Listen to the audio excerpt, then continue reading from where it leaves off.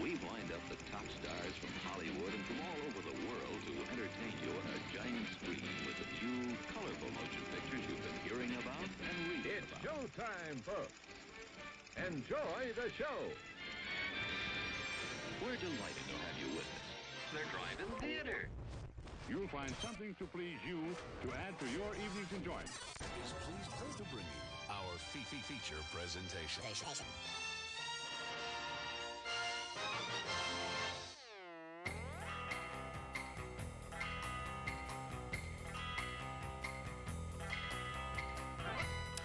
Good evening, everybody. What's going on out there in the world? Wherever, what car you're listening to, what streaming service you're tuned in on. If you're just standing there buck naked making an omelet, hey, we're talking to you too. Thanks for scrambling your eggs with us. This is the Drive and Speak Rocks, the best film podcast ever created. Facts. Yeah, I mean it's in the Guinness Book of World Records. It's that page got torn out, but it's the world record for best and longest running film podcast in history. Yeah, I'm your host, Bo, the Boom Operator. Slick Doggy the Grip. And we've got a show for you tonight. We're going to be talking to you about movies. Guess what? That's what we do. I'm gonna take a sip of this Basil Hayden toast for one of our Twitch viewers. If you guys know about it, we do this live every Monday night, 8 o'clock Central Standard Time, but we get up here early for our Twitch viewers and do a little pre-show, and you could redeem points and make me drink alcohol like this. You're forcing my hand, you guys. It's just peer pressure in the most capitalistic form. But anyway, we're here in the studio. We're going to be talking to you about movies. I actually got a chance to go see the IMAX, like the Elvis IMAX. My mom actually told me that it was happening. I mean, I'd read a little bit of, because I guess Baz Luhrmann now has like the biggest, most epic like of Elvis boners. Yeah. And so he was doing this remastered Elvis in concert, and they had some early access tickets, and me and the moms went and checked it out. So I'm gonna be talking about that later. Yeah, that's cool. I saw that we didn't have anything in our local theaters besides that, because I did see that, and I remember talking about it in the news after the Elvis biopic came out, that he was like, I'm just going to do a full-on concert movie. But I watched instead at home a movie called Hellfire, which finished filming in 2022, but was just released, and it was filmed in Little Rock. Oh, wait, I do remember hearing about that. Yeah. And lots of big-name talent for a very low-budget movie. So that's what I watched something that had to wait 4 years to be able to see. Well, we'll be talking about that. Rad Brian in the comments asking how many Twitch points to take your top off. I don't know. I mean, let's see. Let me see. I got a Is this save. where like the Yeah. like the boom, Bow, wow, wow. yeah. We'll look into that. But anyway, we're gonna get into the news here before we start reviewing movies and doing all that kind of stuff. To me there wasn't a whole lot of other movies that I wanted to see. I didn't want to see the Glenn Powell remake of that Alec Baldwin movie. Alec Guinness movie. Yeah, I saw that they're like a second flop in a row. Just man, you know what? I know you're not a big Glenn Powell fan. I'm not a big Glenn Powell fan. And usually when this happens for somebody where they just have a little series of bad movies that no one watches, they lose it. Once it's gone, man, it's hard to get back. Hot take, I don't like Glenn Powell. His eyes are too beady. His jawline's too... He's AI. Guinness World Record for the most hatingest. Yeah, he's just too AIs. I'm not into it. But that's news that I didn't care about. So many people talking about the Night of the Seven Kingdoms, and not even talking about it. It's just been in the news that Yeah, that's true. I've not encountered one human being talking about it. It's just like Slash Film and Screen Rant and all these other news. They're like, oh my God, did you even Game of Thrones show that you don't care about the season finale? They're going to change the name. Oh my God, can you imagine? Yeah, I saw it, and they're like, yo, Game of Thrones is back, baby. Yo, Night of Seven Kingdoms, save the franchise.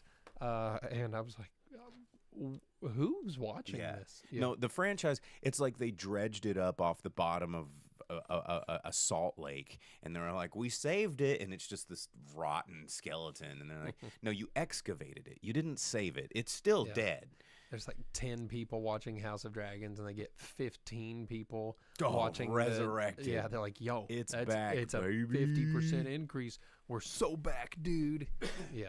So It's the meme where the guy at the bottom of the Olympic deal is biting the metal and spraying the champagne, even though they're like in 10th place. Yeah, man. Other dumbassery that I've saw, everyone's like, man, did you know that Mandalorian Grogu is bringing back a crazy bounty hunter from, like, you'll never guess. And it's this one from, like, Clone Wars that also no one gives a shit about. yeah, some goofy cartoon. Like, they already brought IG-88 back for the show, and that was tight. And then, they don't have, like, Bosk or one of the other cool bounty hunters. It's just the one with the big dome head from Clone Wars that everyone already stopped caring about by the time that he came out. So I saw that news, and I clicked it because I was like, oh, man, because everything is clickbait. You'll never believe this crazy thing until you – and, like, why is every internet article now in the format of a dumbass brownie recipe? You know? Like, everything on the internet is like, oh, man, I want to learn about these brownies. And you go – click here for the recipe. You got to get through 4 paragraphs of nonsense. And they avoid telling you anything that you want until you get to the bottom. Yeah. And that's how these news articles are. They're like, this movie or this legendary burger chain filed bankruptcy this week, and you'll never guess. And you click it and you go down and it's like Ding Dong's Billy Bob Burgers in like Utah. And I'm like, I've never heard of this. That's been happening a lot with local things like local to us. And it's like the best pizza in the entire United States is in this small town, Arkansas. No. I'm like, what? No, it's not. And then you click it because you have to. And then it's like, this place that paid for by Eureka Pizza. This place you've ate at 50 times and it's not good. It's like, no, dude, that's awful. This hidden gem in the heart of the Ozarks, and it's like Walmart. I always click it because I'm like, what is it? Maybe I don't know about it. I'll learn something and go there because it's my hometown. And then it's like, oh, it's a place across the street that don't wash their hands. I'm like, oh, I'm not doing that. Montenay Chicken has the most delicious canned green beans you've ever had. I was like, hey. Well, Al Topich, going back on the Glenn Powell, he asks, where did Glenn Powell even come from? I just told you. He came from Grok and like ChatGPT and Midjourney. Like, he is not real. He's an artificial. He's a construct. He's an avatar. Yeah, maybe. No, that article thing, dude, I'll tell you what, there is some real work involved here of sifting through the vomit of the articles to be able to get to any information, because there's just no real articles on the internet anymore at all. Dead internet theory is real, y'all. Look it up. It's all done by like people writing for a high school essay where the word count is like a must. Like, you have to have this many words, and like, yeah, they repeat the prompt and then they rephrase it. They do the same thing I did when I was on in pressure on a test to just get my word count in, because like it can be no less than 7 pages. In the following paragraph, I'm about to explain to you the reason of this. Yeah, they all do that, and so you're like, oh, geez, what 2 or 3 lines down, and it's 6 or 7 banner ads. Like ads. How are ads That's even true a thing? Too. All these trailers, every time I'm like, oh, I'll go watch this trailer. It's like, well, you got to watch 7 ads, and then it refreshes the page, and it's like, oh, you haven't watched the ad yet?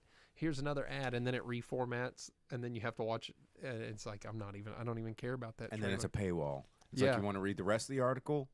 Click to subscribe. Those trailers that I did not watch, there's a trailer for Pressure, which is the new World War II D-Day build-up, 3 days leading up to D-Day, where Brendan Fraser stars as Dwight Eisenhower. Could be cool. Okay. Brendan, thanks, not Alice. Frasienhauer, I think I could sit through. Yeah, I mean, I want to watch that trailer. I'll find it on YouTube later. And then a movie called Beast, where Russell Crowe is training some MMA guy to beat someone up so he can get his daughter back or something. Some like movie. Wait, over the top motivation. It kind of like over the top, but punching people instead of arm wrestling. So those are difficult. But no Sammy Hagar. Didn't he write the over the top Was that not Sammy Hagar? I don't think so. Push it over the top. Bow, bow, bow. It may have been. I don't know. Okay, well, But- how is it like chode metal and you're not like, no, actually it was Rat? How do you not know? If it was Rat, I would be like, oh no, dude, that was Stephen Piercy just like wailing. I mean, I'm not gonna sit here and be like, yo, Sammy Hagar is the coolest, because no one likes Van Hagar, and Sammy Hagar. Oh, winner takes it all, loser takes the fall. Fight to the beginning of the end. Bow, bow, bow, there you bow. go. Yeah. It's no heavy metal. Till Dude. you're over the top. Heavy metal is the best thing Sammy Hagar ever did. We could definitely get like 6 seconds of this, I think. Nope, hang on. I gotta scrub ahead. Yeah. But like, this is the way the copyrights Guys, work. like, Hold don't up. do it Hang to on. us. Do not do it to us. Okay, Over the I'm trying to Top's a get to the good chorus. movie. Hold up. Yeah. Yeah, All dude, right. I want to get to the chorus. Hold up, this is important. We got to go back. Here we go.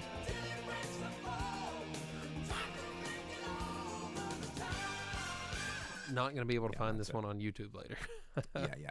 Yeah. Winner takes it all, loser takes the fall. Mm. Fight till the beginning of the end. Yeah, you got to take it over the top. Yeah, Yeah, and I it's guess like so. with the it's like my head's like a switch. You know, turn around. Go time. I gotta get And my the kid over the back. top is you rotate your hand.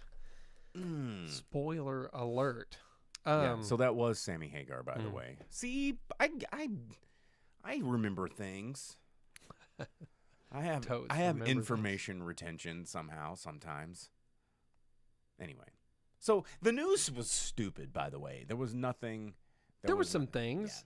So the never-ending battle between Netflix and Paramount is still continuing to boil over, and the latest bit here is that Netflix has given Paramount and Warner Brothers 7 days to end their business.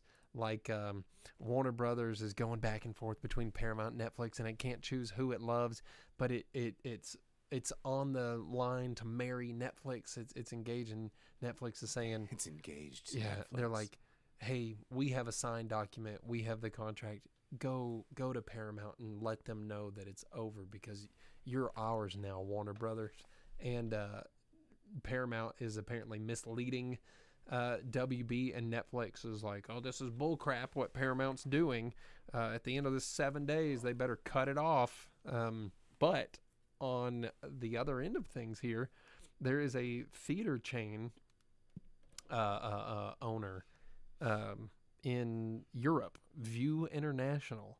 The CEO, Tim Richards, spoke out, and he's like, hey, this whole thing with Netflix and WB and Paramount is crazy. He's like, but I'll tell you one thing that all theater owners are hoping for, most likely silently, but it's what they really want, who they want to win. with the Yeah. Burns fingers. He's like, everyone really wants Paramount to come out on top on this because they want Paramount over the top as a movie studio to acquire WB, another movie studio, so that they'll keep putting movies in the movie theater because they're worried that if Netflix obtains WB, It'll just be K-pop Demon Hunters. not and- so many things will hit the theater anymore, short of it's like 1 or 2 week minimum requirement for Oscar season crap. Because I feel like, well, and it's interesting because Netflix did that experiment with Stranger Things of putting that final couple of episodes in the theaters and made a bunch of money real quick.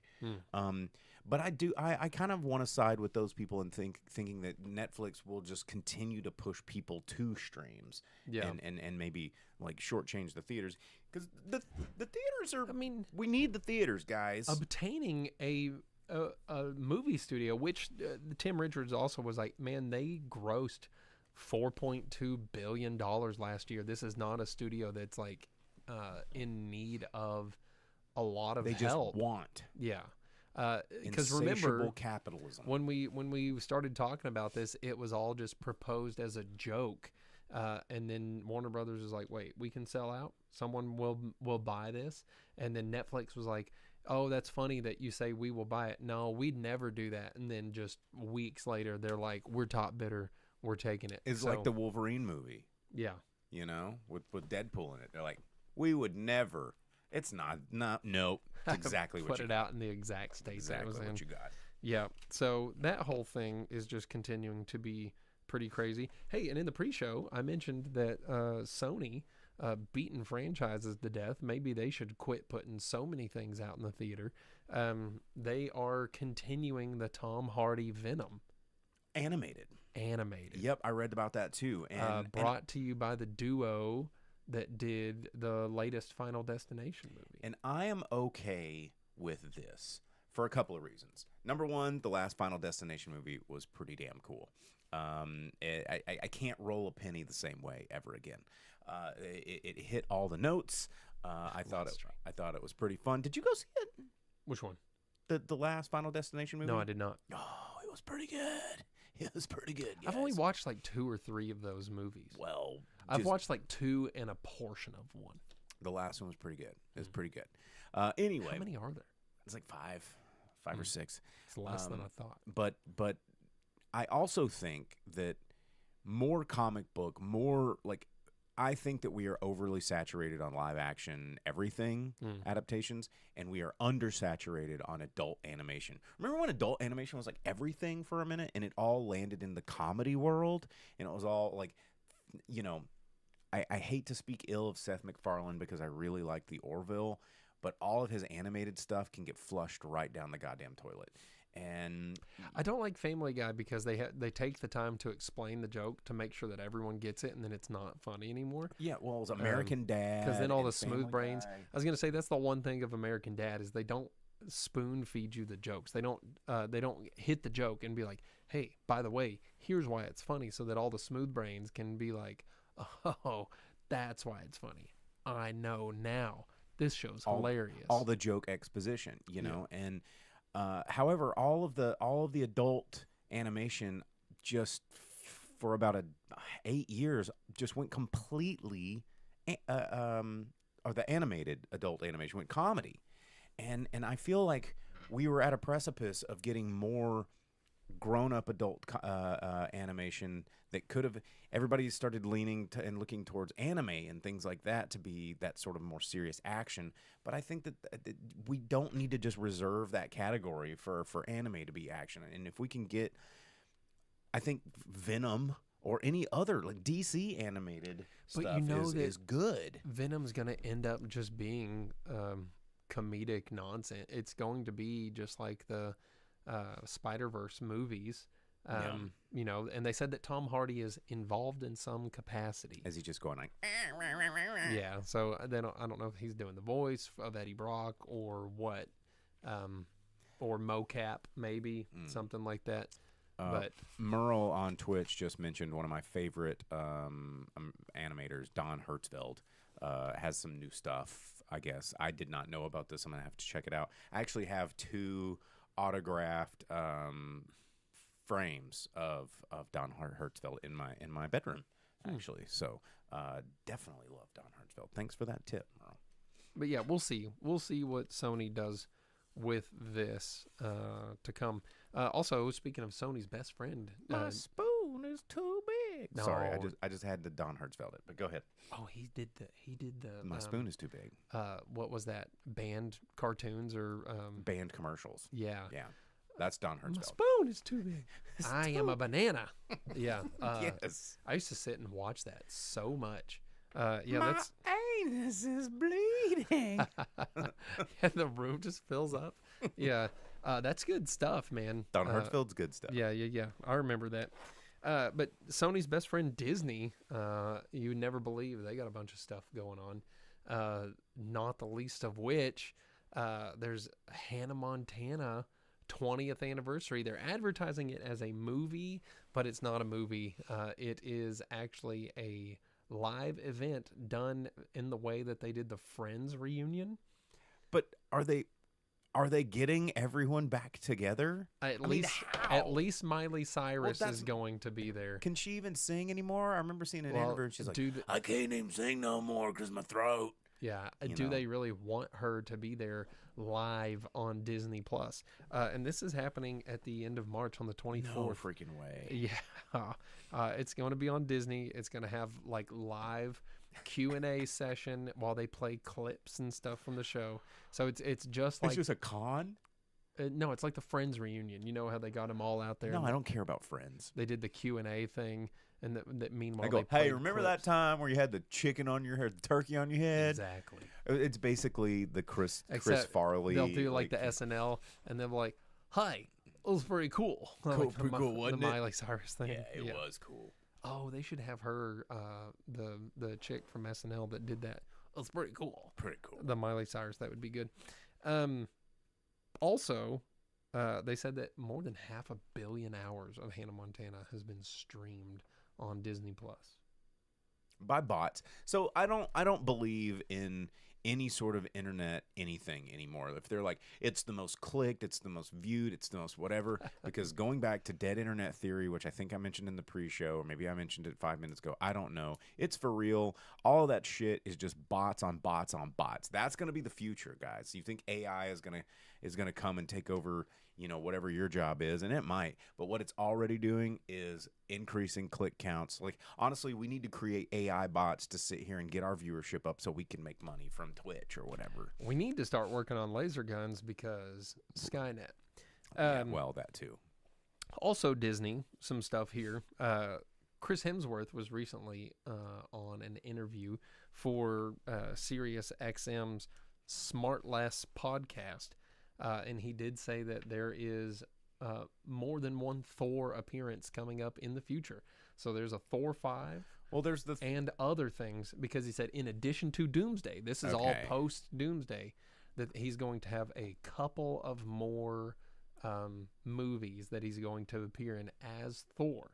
So a Thor 5 is confirmed, which is crazy because he did also in the same podcast admit that those movies were pieces of shit. That Thor 4 lost its way. And they leaned too heavy into the comedy for a movie that had like Christian Bale as this guy. People dying of cancer. Who watched his daughter die, yeah. And it had Natalie Portman literally dying of cancer in front of people. In front of children with teddy bears. Yeah. And instead of like doing tragedy, they go, let's make the teddy bear lightning and a weapon. Yeah, something like that. So he'd already mentioned some of this in a like a Vanity Fair interview in 2024, but he echoed it and added more to being like, hey, I'm really sorry about the comedy. But I need money. In Thor 4. But Thor's going to be around a couple more times. Also, see my new movie, Crime 101. Yeah. But he said that the dude in charge of Feige, he was like, hey, well, here's the great thing about people getting all this comedy and stuff. Now they'll really expect the dramatic turn, and you can just lay it on thick. So more Thor horse crap coming at you. Cool. Yeah, the movie franchise that is nothing but dude butt jokes. Yep. Nothing but dude butts. After the first one, they were like, you know what? Shakespearean allegory ain't working. Let's pull our abs out and talk about butt cheeks. In the last movie, it was Hulk with his thigh slapper. And in this movie, Russell Crowe's going to make Thor all naked in front of people. Mm-hmm. It's hilarious. And then all the girls are going to go, wiener! And, yeah. High comedy. Also comic books, something comic book related. Paramount's The Last Ronin. Wait. Kevin Eastman. No, are they... Is it? He was interviewed and they're like, hey, so what's the deal with The Last Ronin? Everyone really, really wants that. Do you know what's going on, creator of Ninja Turtles? And he said, I don't think that it's gone. I'm pretty sure you can still expect it, kind of a thing. What was it he said? So he saying said, nothing without saying anything. He said, the movie is not off the table. I think it has just been delayed. So, yeah. So I think that would be the only way that I would return to a theater to see more Ninja Turtles. Okay. So Yeah, maybe. I don't know. I mean, I did actually not. You liked the last one. Yes, I did enjoy the last one.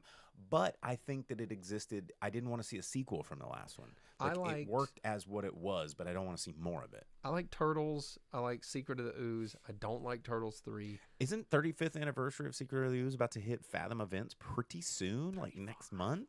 No. 35? No. I think so. No. I think I'm not so. that old. And then I liked TMNT. TMNT was a direct sequel to the first 3 live-action Turtle movies.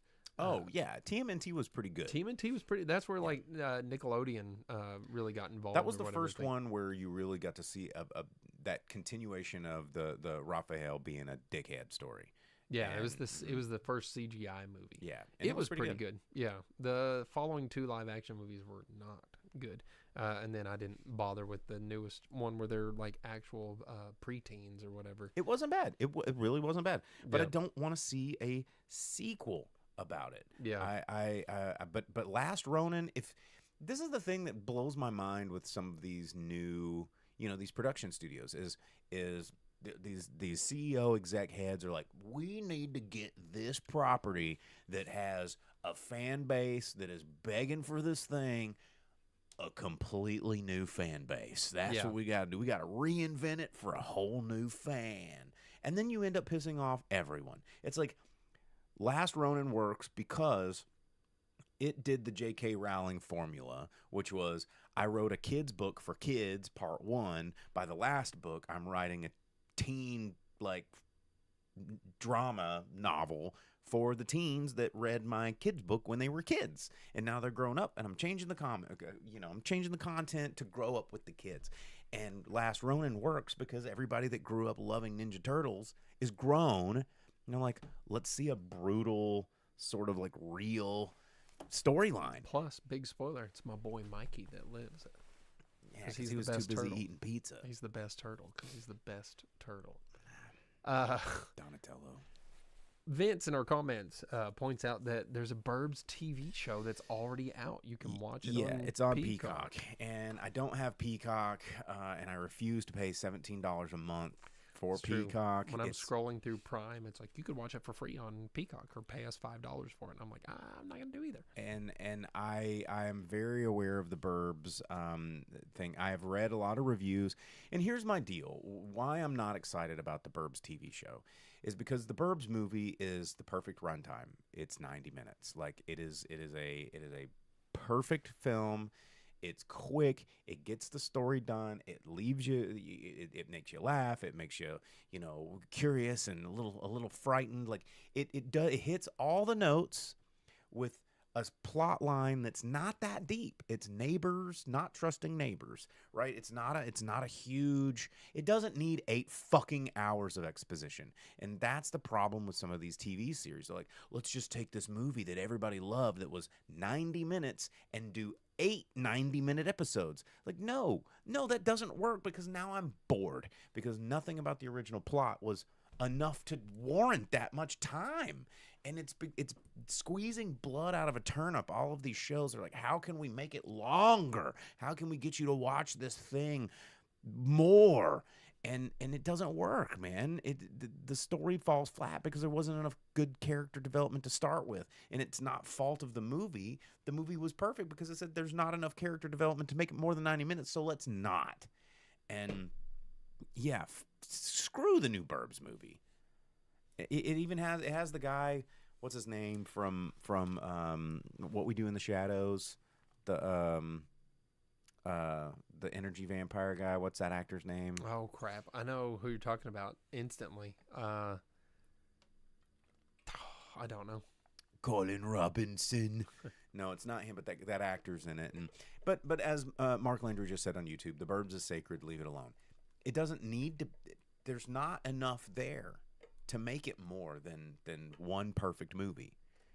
I don't need a backstory on why Corey Feldman's parents are gone for the weekend. We don't know. He's just the kid whose parents are gone for the weekend. That's all you need to know about him. You know, he doesn't need to know a whole hour-long episode about the pizza dude's coming. You don't need that. You don't need a whole spin-off episode about one of the greatest monologues ever, like, written in a horror movie about the soda pop guy that killed the people and then buried, had the rotten corpses in the basement and kept making cherry phosphates. And it's like, Mr. Peterson, have you ever seen The Sentinel, Mr. Peterson? What if they left the door open? Like, that's such a good monologue. You don't need a whole episode about it.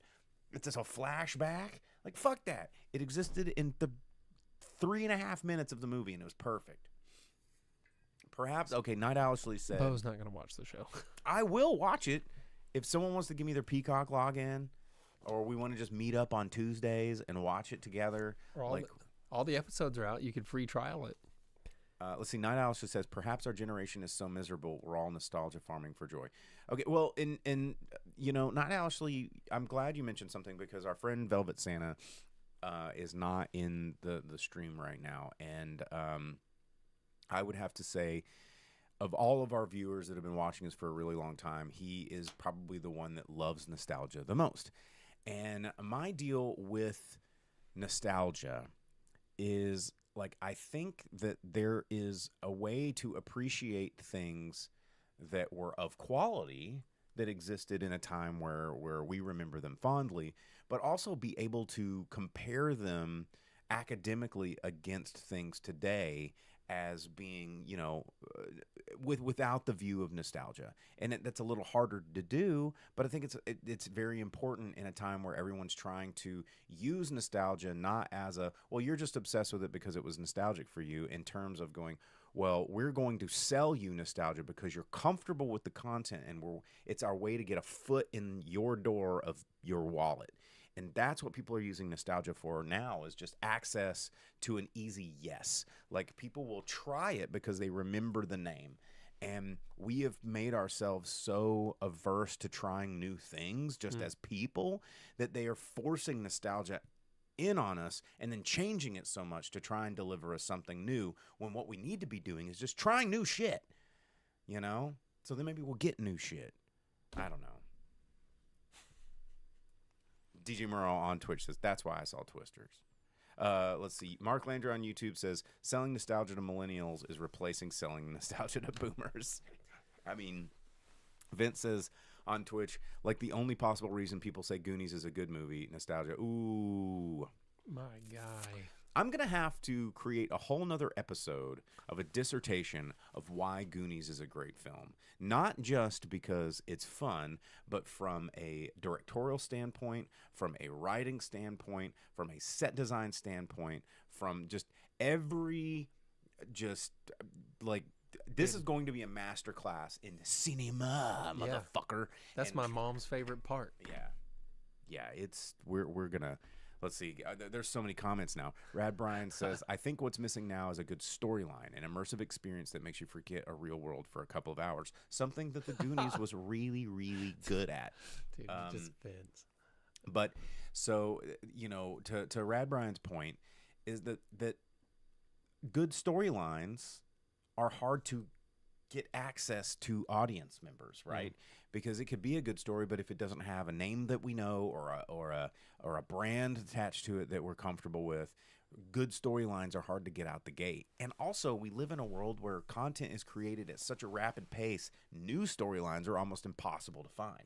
Well, yeah, actually, I think my last bit of news has to do with that. So, you remember that movie that Gerard Butler did that was called Plane, where there was the plane and it landed and the passengers were taken hostage and all? A movie called Plane? It's about called a plane? Yeah. Well, they were going to make a sequel to it called Ship.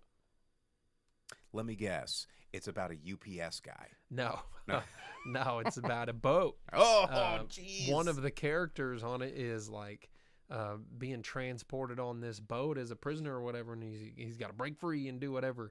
And they were like, "Oh, it's a direct sequel to Plane." And Gerard Butler was the one who was financing it. He was going to be the producer. And like 2 weeks before they were set to start filming. So did someone just go, let's just do the Steven Seagal formula? And maybe that's why he pulled out of the deal, because he was like, no, my production company's not going to fund Ship, the sequel to Plane. So It sounds so stupid when you say it out well, loud. and maybe that's why. Maybe he said it out loud enough times where he's like, nah, maybe not. Man. Plus, Gerard Butler wasn't going to be like the star, and it was someone else. And he was just like, nah, I think you guys need to find money somewhere else. And they're like, no one else will give us the money. And he's like, maybe that's why I'm out, dog. So, yeah. Yeah, Gerard Butler's out there. He just did, Greenland 2 that we Electric did not watch. Boogaloo. Yeah. Yeah. So, Oh man. Well, okay. Well, we need to tell you about movies that are coming out this weekend. Red because Ryan's going to get Vince. oh, there's going to be a fight in the comments over on Twitch, guys. Okay, well, there are movies coming out this weekend. Not a whole lot, but we got to tell you about them because it is that time. Today is February 23rd. We're doing the show live. There are movies coming out this weekend, February 26th and 27th. The one that I just, I understand that they have a big cult following, but I just don't get it. But it's 21 Pilots. The more than we ever imagined movie is coming out this weekend. 21 Pilots, they actually played at the Amp not too long ago. Apparently they have a huge following. People love them. I guess there's something unique about the way that they do their concerts. I don't know. Maybe I'm just a dusty, crusty old fuck, and I don't pay attention to what the kids like. But apparently they have a multi-generational appeal, and it's just these two dudes that play music. And now they've got a movie about these two dudes playing their music. So that's coming out in theaters. It'll probably make a lot of money. Thanks for the resub, J-Way. And then in February 27th coming out, we, of course, got Scream 7. Nev Campbell, Courtney Cox returning, and we've got Nev Campbell's daughter, and then everybody's talking about, what's his name, coming back to the franchise, and I cannot believe I just forgot his name, Shaggy. Oh, yeah. His name is... And I should know this because I like him so much. I would have known it. The comments they're going to be like, oh my God, you idiots. Yeah. Yeah, you try hosting this show live. But he's in it. I have it and I just can't we all get have it out. Yeah. We all have it, but we'll get back to it. But he's, Scream 7. Some people are boycotting this movie. It's gonna be fine. Everybody's gonna go see it. Everybody wants to know our favorite movie, Sydney. It's Scream, man. I mean, the last one was more fun. Yes, Matthew Lillard. Thank you, Vince. The last one was more entertaining than I ever thought it would be. And I'll keep watching these dumbass movies. I like a good horror franchise, especially one that that understands what it's doing. So Scream 7. There's not a whole lot left to say about it. I mean, if you've never seen the first Scream, it's a masterpiece. The first Scream is fantastic. In fact, the first couple are really, really, really good. Like the Scream series is very good if you're not familiar. It's very jump sharky without being jump sharky. It's very self-aware. The best Scream anything was in Jay and Silent Bob Strikes Back. Or Scary Movie 3? No, Jay and Silent Bob, because the orangutan ended up being like the Scream killer. And all that, an old dude was just sitting there counting his money. Director, was it Wes Craven? Wes Craven. Yeah, he was sitting there just counting his money, and they're like, "Dude, there's a monkey? What?" And he's like, "Yeah, just do the acting, count his money." It was the best. You know what? Talking about movies coming out, and I don't think you were going to mention this one, but it's worth talking about. Pegasus 3. I was not going to mention this one because it's probably not going to come out anywhere in a theater near us. No, maybe not. But it is a Chinese movie about racing. It's already opened up to like $400 million in like only a week or two of release. And it's like a racing movie, and it's already being put up there with like F1 and all this stuff. It was like really, really good racing movie. And apparently like everyone in Chinese speaking places is going and watching this movie. So that might be something to look out for. I don't know if there's a Pegasus 1 or 2. I didn't look to see if it was a sequel or if it's just called Pegasus 3. But apparently it is a massive hit already. So if racing movies and racing excitements for you, that might be something worth checking. And you live out. in a major metro area. Yeah. And Watch, we might get it here. we'll get it. Yeah. Also coming out in theaters this week, finally getting a wider release of Pillion. It's coming out. It's Harry Melling and Alexander Skarsgård. You probably already heard about it. Getting a little bit. I think it got a little Oscar buzz, but that's coming out. Then we've got Dreams with Jessica Chastain and Isaac Hernandez about a scandalous relationship with an undocumented, like, Hispanic dancer. Jessica Chastain getting busy on that movie, and so then it's Lucy Desi. pretty Is much that what it is? Yeah, A redhead and an undocumented dude. pretty much. So that's coming out in theaters this week. And then also the movie that I'm about to review here in just a moment is getting wide release. That is the IMAX Epic, which is Elvis Presley in Concert. It's an acronym, Epic. Right? I think they could have done without that part. But it's coming out in nationwide release this weekend as well. So those are your offerings that are coming out in theaters. And I feel like since... I just What? can't find a way that in like cancel culture era that people they think that so many people will go pay for an Elvis concert at the theater like that. Well, let me tell you about it because I went and saw it. I just went and saw it. It's Baz Luhrmann's. You can't really call it a documentary.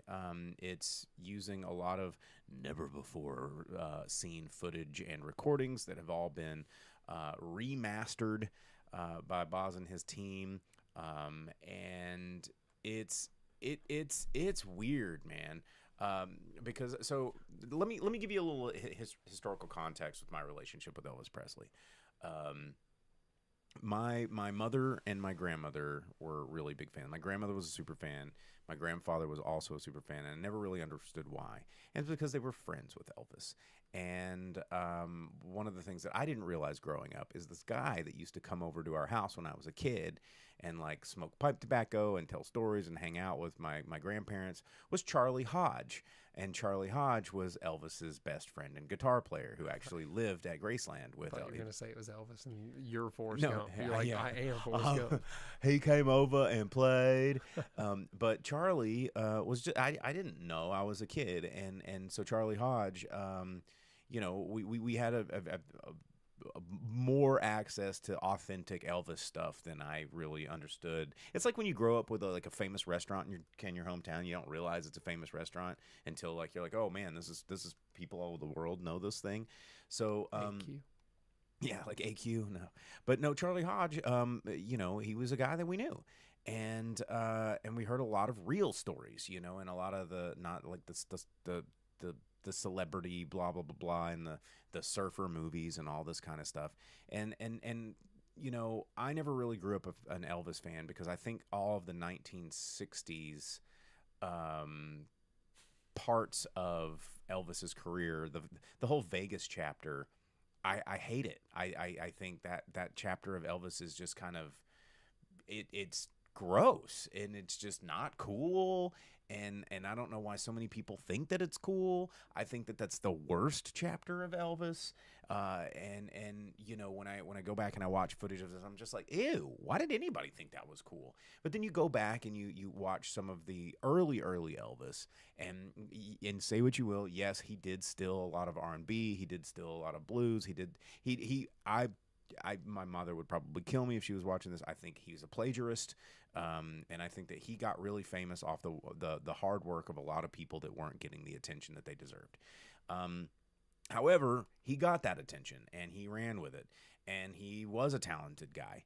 And this concert was really weird to watch because I'm sitting here in the theater watching it, and there was a lot of like older people that were like clapping and being like, "Oh my God!" and that's the king,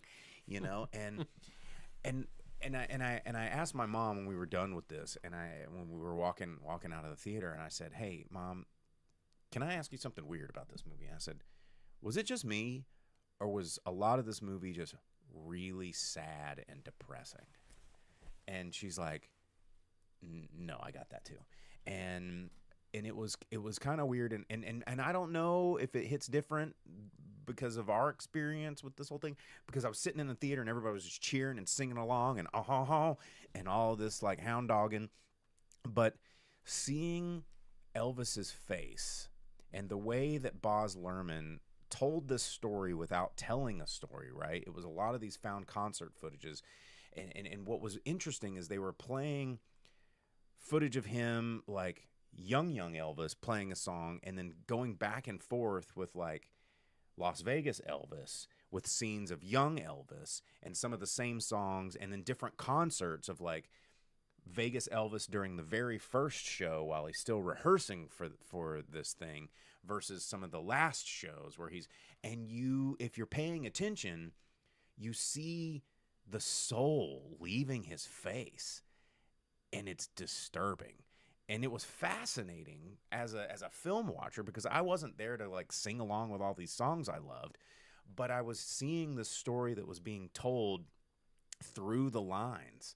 And it was this sort of watching this guy who had a lot of passion for his craft end up hating the movies that he made, end up getting trapped in Las Vegas and becoming a tool from the Colonel, and watching these songs that still have all this energy and you can still see it, but then you see this guy in IMAX in fully restored 800,000K. When you see a person's eyes that's not acting, you see that tragedy, and it was really awkward and a little disturbing to kind of go back and forth to seeing someone so full of life to someone who's just dialing it in and like tripping balls on drugs. And I think if you're just blind to the fandom and you're just happy to see Elvis live in concert, you're gonna miss some of that nuance, because it's really just in the face, in the eyes, in the posture, and it gets lost with all the razzle dazzle and the frizzle and the rhinestones, but it's there, and it's so there.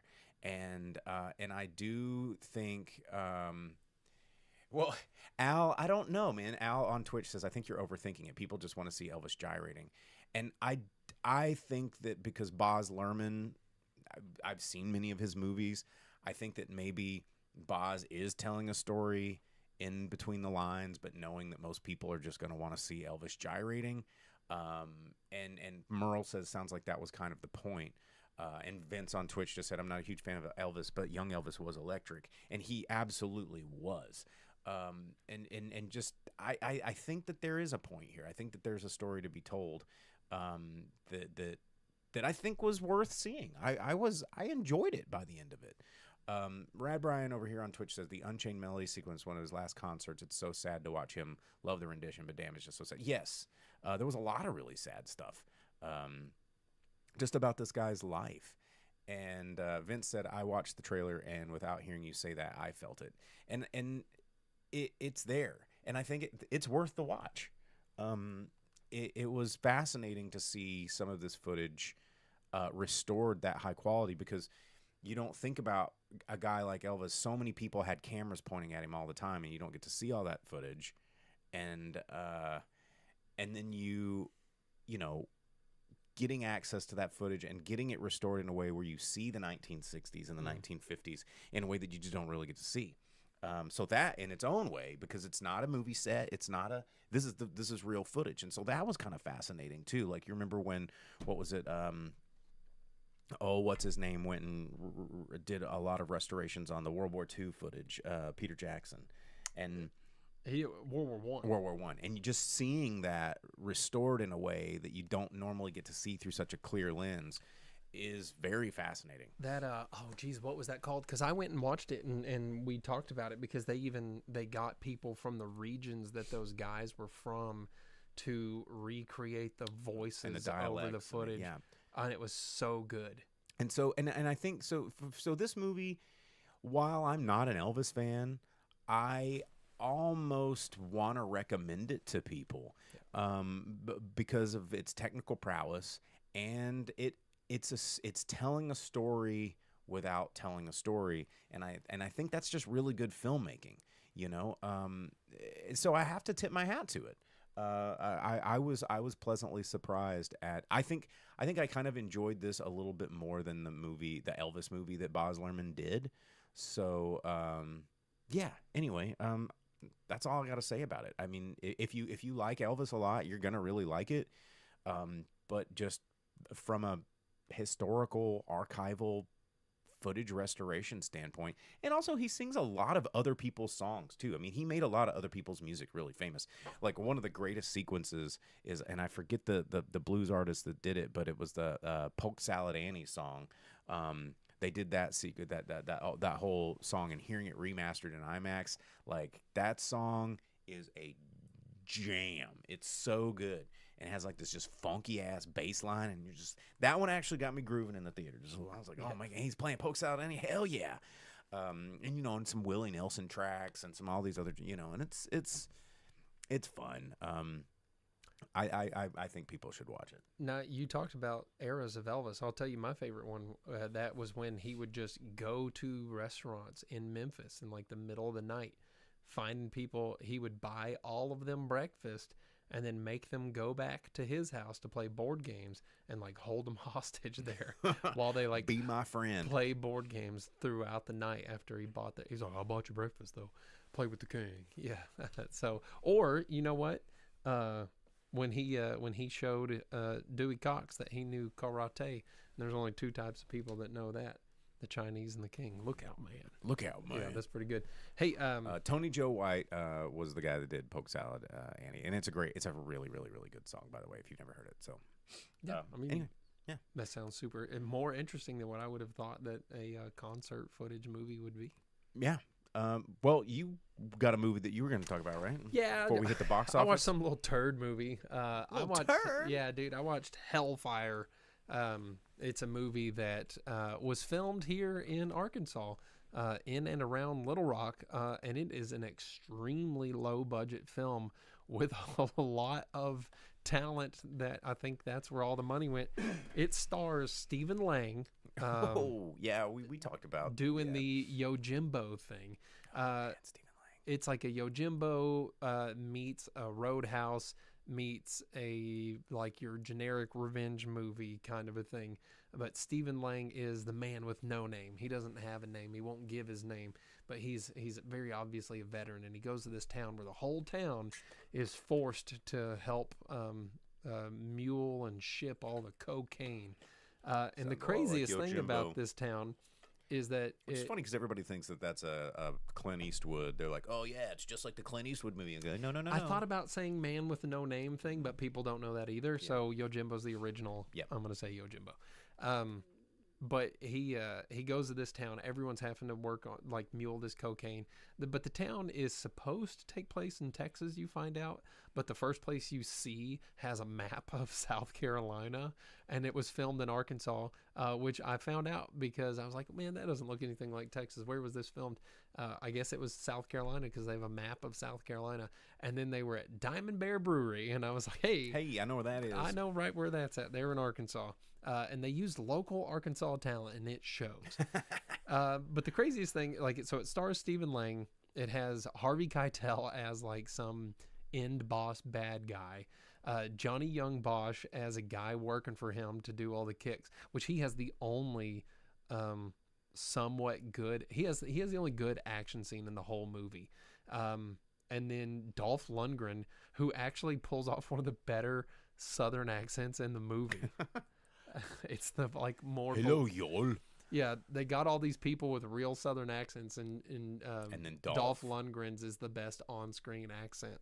I ain't going to put up with this. And then they have a photo of Adam Beach, who he's the dude that was Kickin' Wing in Joe Dirt.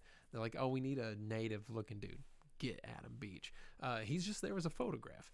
But it's a extremely low budget movie. There's some like I starred as a photograph in a movie once. Really? Yeah, I was an ex-boyfriend in a photo, and yeah, dude, it was a crazy cast for a movie that cost $500 because whenever they shot guns, they would do this and you would see the CGI firing. And at one point they're doing this shootout between two cars. And when they pull up at the end, both cars have very obvious stickers, the bullet hole stickers on it. And there's one point where they murder this room of people and they go to throw this guy's body and they're heaving the dude. And when they go to throw him, it's a dummy and they just don't edit it. And it has like a plastic hand. And he goes way too high. Yeah, it's it's a really funny movie for how low budget it is. And some people were very obviously phoning it in. The local talent didn't really know what they're doing. But you know what? Stephen Lang tried, and Johnny Young Bosch actually did. I mean, he did really well. He had a fight scene that was really competent. But man, it was not worth the money I paid to rent the movie to watch. But you know what? It was filmed here. It had some big stars. It's not a terrible movie. It is a very paint by numbers movie. And very obviously showing its budget, but it's at least somewhat entertaining. All right. So, well, with that said, the box office this week is coming up from February 20th through 22nd. I did want to mention Vince, you should watch it. I did want to mention number 12 from the box office because it's a bummer. It's a movie I reviewed just the other day. It was Good Luck, Have Fun, and Don't Die was our number 12 movie this week. It only brought in 1.5 million. This is a bummer. It's second week in release. It's only in 1,600 theaters. I implore you guys, if you are a fan of the show, if you like some of the movies that we like, go see Good Luck, Have Fun, Don't Die.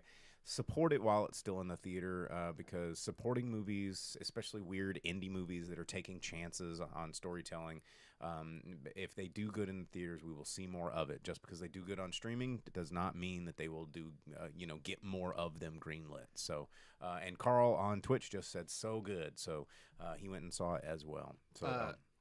Just real quick, Vince said he checked the trailer for Hellfire and was not expecting Harvey Keitel. Neither was Harvey Keitel. He was not expecting to be in that movie. He very much seems shoehorned in. And James says Silver Dollar City's saying they're filming a movie, and he challenges us to review it. If it's out there, I'll watch it. If it's out there, I totally will. And then just the last bit, because the last bit, because Vince says that he wants to be a fly on the wall when I'm choosing a movie. It usually goes something like, what's in the theater? We have nothing. The only movie that looks good, Bo talked about last week, or I watched last week already. I guess I'm going to find something. So yeah, I mean, we didn't get the Frankenstein. We didn't get The Bride. We didn't get The Bride. We did not get The Bride here, which was something I was like, I would watch that. There was a couple other movies where it was like, man, that's going to be a hard one to sit through at a movie theater. It's just. And Psycho Killer did not look good, but we're about to mention that one as well. And it's been getting all the bad reviews. Everyone's been hating on that thing. Al Hardy on YouTube just said, "Good Luck, Have Fun, Don't Die" is terrific as well. So we got another audience thumbs up. Yeah, so. You really liked it last week. But yeah, at number 11, opening at number 11, a horror movie, which is crazy that some low budget horror movie can't crest into like the top 10 on opening weekend. Psycho Killer brought in only 1.6 million, and it was from Disney. It was. Yeah, how about it? But getting panned in the reviews. But then climbing from the number 10 spot, or dropping from the number 8 spot, seating in at the number 10 is Avatar Fire and Ash, hanging on the top 10. In its 10th week, brought in another 1.8 million, almost 400 million in the U.S., another $1 billion worldwide. So it's at $1.475 billion, which is crazy that Zootopia whooped its ass. Zootopia coming in 13 weeks out at number 9, another 2.2 million, bringing it to 424 million in the U.S., 1.425 billion bucks. So it's sitting just under $1.9 billion. That's crazy. Currently. What is the world, man? Wild. It's done. And then at number 8, the Kevin James left at the altar in Italy, brought to you by Christians. Solo Mio, $2.4 million in its third week out from Angel Studios, bringing in 21.6 That's still million a lot more bucks. money than I ever thought that movie would make. Yeah, Kevin James is doing all sorts of wild, weird movies anymore. And then opening at number 7, the movie you told us about, Elvis Presley in concert, 3.2 million in its opening week, only in 325 theaters. Yep, that's getting expanded release this week. Yeah, how about it? Not bad. And then also a movie in its first weekend out at number 6, How to Make a Killing. It's an A24 movie, 3.5 million brought in by that one. A movie about a guy who's trying to make money by killing his evil family. It's technically a remake of a dark comedy with Alec Guinness. It's an older one. But I mean, Obi-Wan, dude. You can't. Yeah. And then at number 5, Send Help, $4.4 million in its 4th week out, bringing it up to $55 million for that one. Another 27 elsewhere across the globe, so it's sitting just under $83 million so far. And then at number 4, losing the top 3, Crime 101, 2nd week out from Amazon. That'll probably be free on Prime soon. $5.5 million. It just feels like a Amazon movie. It just, the trailer makes it for sure. Just over 24 million in the U.S., another 21 elsewhere in the world, bringing it up to $46 million. And then opening at number 3, I Can Only Imagine 2. I still can't believe that they made that. I can only imagine how it got up there. 7.7 million in its opening weekend. And then at number 2, Wuthering Heights, in its 2nd week out, brought in $14 million. Dang. It's a pretty good 2nd weekend. Just about 60 million here in the U.S., another 92 million elsewhere. So it's sitting at 152 million bucks right now. I've been seeing a lot of people are upset about the changes to the book. Because of so many people that are just like Bronte sister fanatics. They're like, you don't know Emily Bronte. Yeah, so I don't know what it is, but every time I read it, they're like, yeah, it's like sexy or whatever, but it just doesn't stick to the book. For those people that like cliff notes it, and they're just like, I'm just going to go and do research about the differences, and then I'm going to get mad about those differences. The Bride is next week. Well, It wasn't on the like coming out next week list. I thought it was out already. And then at number 1, Goat, just under $17 million in its 2nd week out, bringing it up to around $58 million. Another 44 elsewhere across the globe, so just over $100 million. Apparently, we have a lot of Bronte sister fans in the audience. Well, like, how about it? Dina and Rad Brian on Twitch are just like, we over here reading the OG. Dude, yeah. Well, they got bookshelves of Harlequin novels just like filled. Was that character from Batman? Yeah. What's crazy is that it's just such a crappy movie season right now. Yeah, it ain't great. I mean, when your number 1 movie is sitting at 60 million, under 60 million bucks, it's wild. And it's about a CGI goat playing the goat basketball. Yeah, that's where we are. Well, all right, guys. Well, thanks for tuning in as always this week. We love you, and we appreciate you guys always joining us.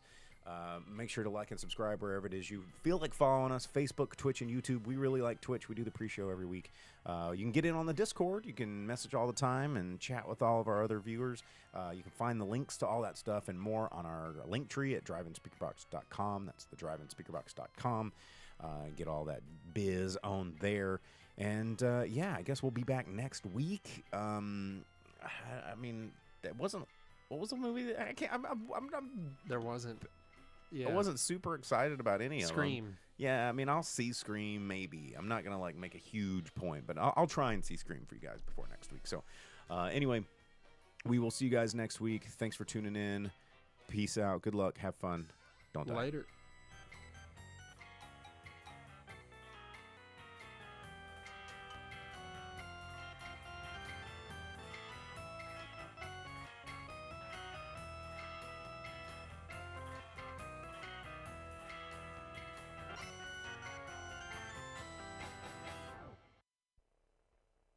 As you leave the theater, folks, please be careful. Don't let this happen to your car.